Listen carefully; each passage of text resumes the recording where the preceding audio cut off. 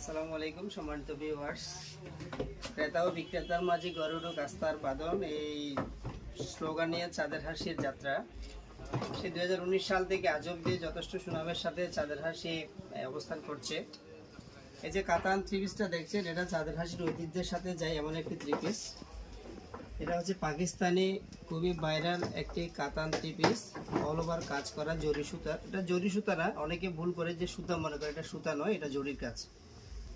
হাতায় কাজ থাকবে, ওড়নাটা থাকবে বেশ চওড়া। এটা এখানে ইনারও দেওয়া থাকবে বেশ 5 হাতে ওড়না, বড় ওড়না।